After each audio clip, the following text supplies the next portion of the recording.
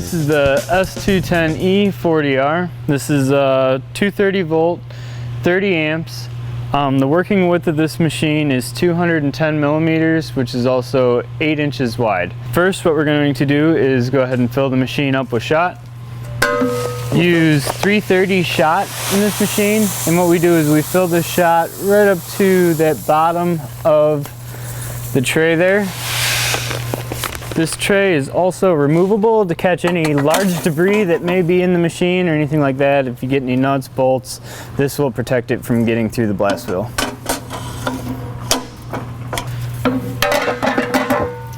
Next, what we're going to do is we put some shot on the ground here, and what we're going to do is just run the machine over top of it to prime the magnets.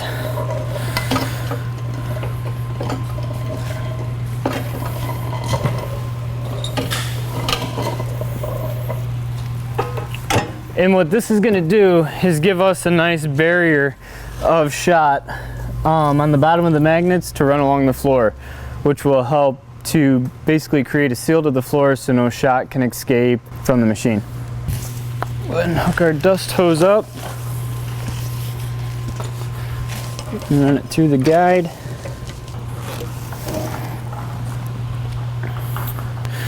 Alright, now I'll go over some of the controls of the 40R. What we have here is first we have our control panel on. This will turn the control panel of the machine and will also give power to the drive wheels. Next this is for the blast wheel to start the blast wheel on. We hit this, that starts up the blast wheel motor.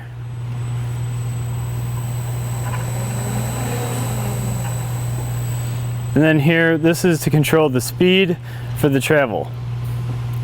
And then we have an hour meter and also an amp meter. We're going to watch our amps as we blast. You don't want to go over 30 amps. This machine is a 30 amp max. So in starting up the machine, we'll go ahead and turn our control on first. Then we'll turn on the blast wheel. Let the blast wheel come all the way up to speed before we start blasting. Now what you do not want to do when we start blasting is sit in one spot and just let the shot land in one spot. What that's going to do is create a divot in the floor. So we'll demonstrate that here.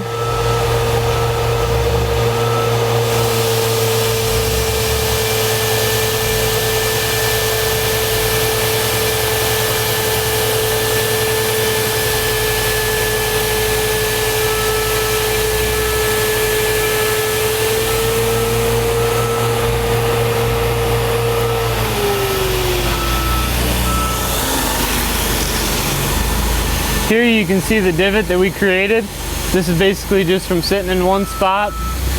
Now we're going to go ahead and demonstrate the proper way on how to start the blaster. Alright, we'll go ahead and set our speed probably right between 2 and 3. Then we can go ahead and start rolling and bring on the shot.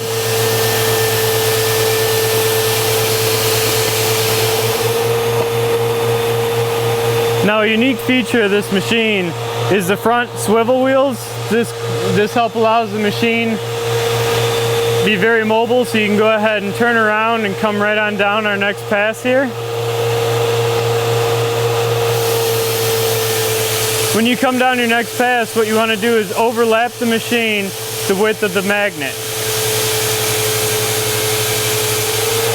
And as you come to a stop, you want to let off the shot first and let the machine roll to pick up all the extra shot. As you can see here, from where we left off, basically we just kind of feathered right off the shot there, so we don't have any abrupt stop or anything like that on the floor. Now what we have here is the control cage for the blast wheel. This is what dials in our blast pattern. So you have a notch about here and a notch right here. What this notches do is indicate the opening of the control cage. We want to set those notches to about 830 and 1030. That's always a good starting point to dial in your blast pattern. And then from there you can either turn up or down slightly to basically spread the shot across the floor. Because how the shot works is it comes down from the blast wheel, then it will hit the ground, come up the rebound plenum, and back into the hopper, where in the hopper basically the dust will separate from the shot and the dust will go through the vacuum as the shot will just get recycled through the machine. A couple wear parts on the machine would be the blast wheel itself and also the liners in the machine. The blast wheel we recommend changing about every 50 hours, and for the liners about 100 hours, or at least check them at these times, because one thing you don't want is like the shot to go through the side of the liner, because that will damage the side of the housing of the blaster. Now with this machine, when you're blasting, you never want to tip back on the handle.